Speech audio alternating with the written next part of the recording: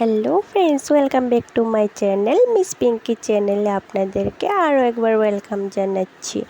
আজকে আমি রান্না করব পাঙ্গাস মাছের ঝোল। তার জন্য আমি কিছুটা পাঙ্গাস মাছ নিয়ে নিলাম। তো আমি পাঙ্গাস মাছের যে মাথাটা ছিল আর তেলটা ছিল সেটাকে আমি আলাদা করে নিলাম। তো এখন আমি পাঙ্গাস মাছের মধ্যে নুন আর হলুদ দিয়ে ভালো করে মিক্সড করে নেব।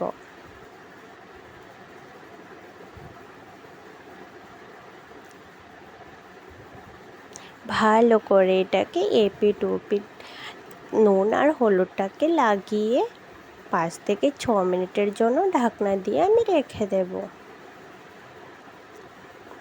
তারপর একটা কড়াই নিয়ে সেটাকে ভালো করে গরম করে আমি আমার পরিমাণ মতো তেল দিয়ে দেব। দেখতেই পারছো কড়াইটা কতটুকু গরম হয়েছে, তেল দেওয়া মাত্রই ধোঁয়া উঠছে। তো সেই তেলটাকে ভালো করে কড়ার মধ্যে এপিট ওপিট আমি লাগিয়ে নেব।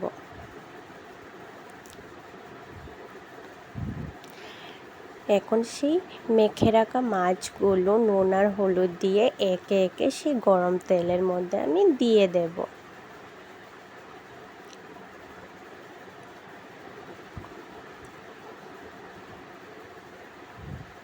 দেখতেই পারছো আমার তেলটা কতটুকু গরম হয়েছে। তেলটা গরম হলে কি হয়, সেই মাছগুলো আর কড়ার মধ্যে লেগে যায় না, আপনি আপনি উঠানো যায় সেই মাছগুলোকে।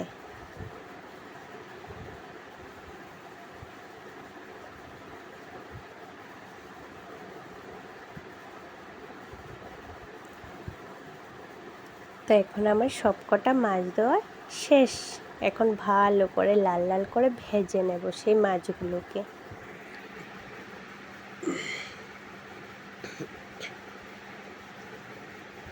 দেখতেই পারছো কড়াইতে কিন্তু আমার মাছগুলো একদমই লাগেনি, কারণ আমি তেলটাকে ভালো করে গরম করে সেই মাছগুলো দিয়েছিলাম।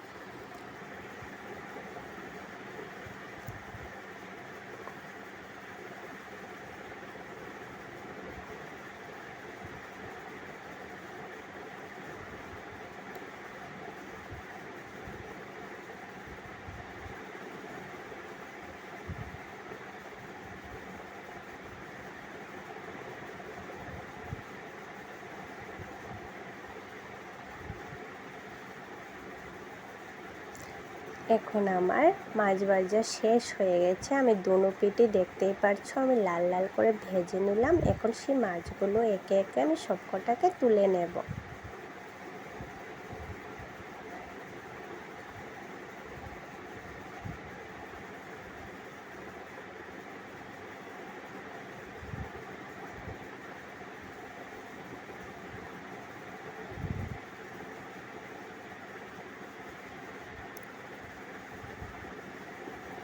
এখন আমার সবকটা মাছই তুলে নেওয়া হয়ে গেল, দেখতেই পারছো।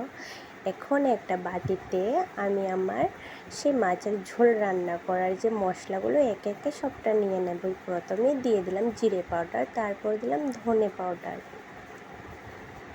তারপর দিয়ে দেব হলুদ গুঁড়ো,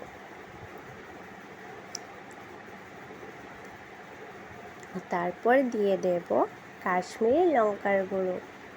ঝালটা যে যার পরিমাণ মাফিক দিতে পারো, যে যতটুকু ঝাল খেতে চায় ততটুকুই দিতে পারো।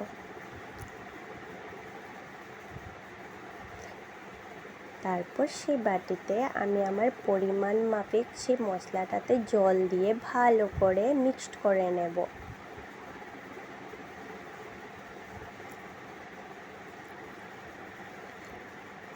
দেখতেই পাচ্ছ আমি পুরো মিক্সড করে নিলাম।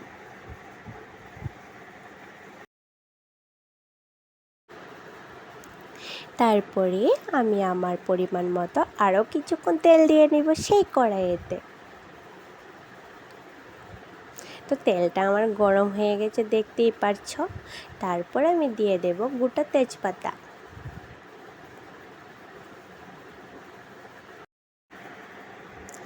তারপর লাগছে আমার পেঁয়াজ কুচি আর কাঁচা লঙ্কা কুচি।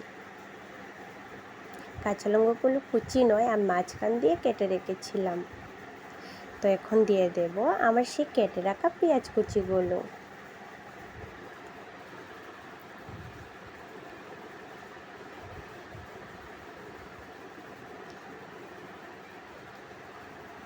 তো এখন আমার পেঁয়াজ কুচিগুলো সম্পূর্ণটা আমি দিয়ে দিলাম। এখন সেই পেঁয়াজ কুচিগুলোকে হালকা করে ব্রাউন কালার করে ভেজে নেব।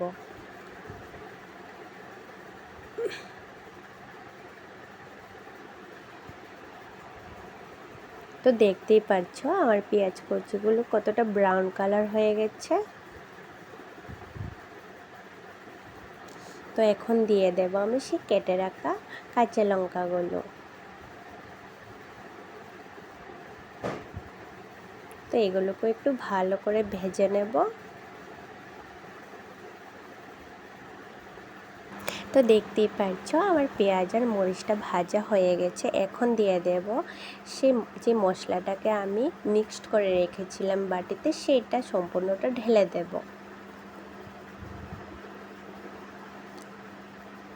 আরও একটুখানি আমার পরিমাণ মাফিক সেই মশলাটার মধ্যে একটু জল দিয়ে ভালো করে কষিয়ে নেব। জলটা দিলাম এই জন্য যেন সেই মিশ্রণটা পুড়ে না যায় নিচে দিয়ে, কারণ মশলাটা যদি পুড়ে যায় তাহলে খেতে একদমই ভালো হবে না। তার জন্য আমি আরও কিছুক্ষণ জল দিয়ে সেটাকে ভালো করে কষিয়ে নেব মশলাটা, যতক্ষণ না সেই মশলাটার থেকে তেল ছাড়ছে।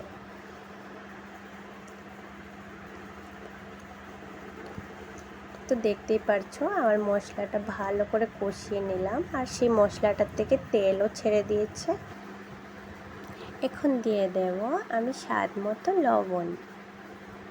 সেই লবণটাকে আমি ভালো করে মশলার সাথে মিক্সড করে নেব।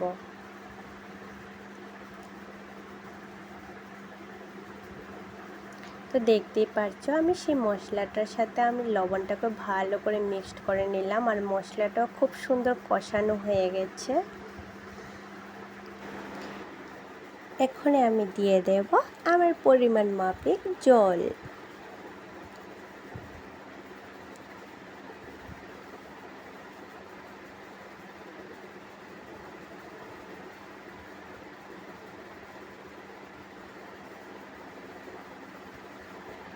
সেই জলের সাথে দেখতে পারলে আমি ভালো করে মশলাটাকে মিক্সড করে নিলাম নাড়িয়ে।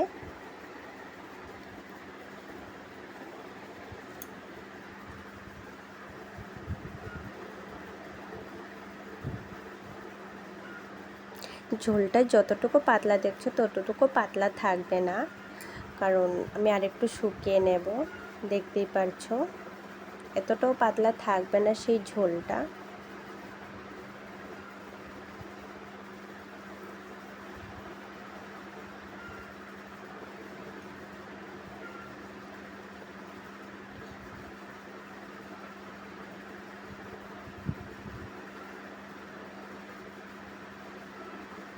আমি আরও খানিকক্ষণের জন্য ঢাকনা দিয়ে রেখে দেব যেন ঝোলটা আরও কিছুটা শুকিয়ে যায়। তো দেখতেই পারছো ঝোলটা অনেকটাই শুকিয়ে গেছে।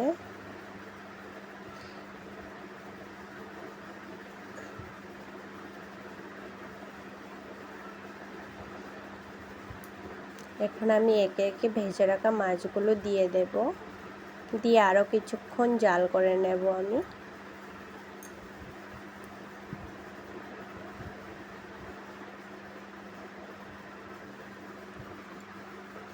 তো দেখতেই পাচ্ছ আমার সব মাছগুলো দেওয়া শেষ হয়ে গেছে। ঝোলটাকে আমি আরও কিছুক্ষণ জাল করে নেব।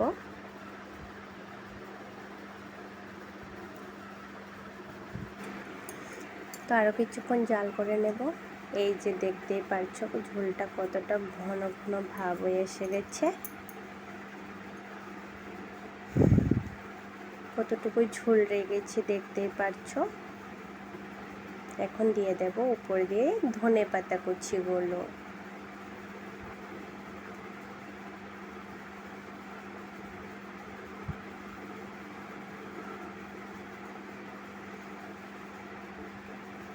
তো দেখতেই পারছো ঝোলটা কতটা ঘন ঘন ভাব হয়ে চলে এসেছে।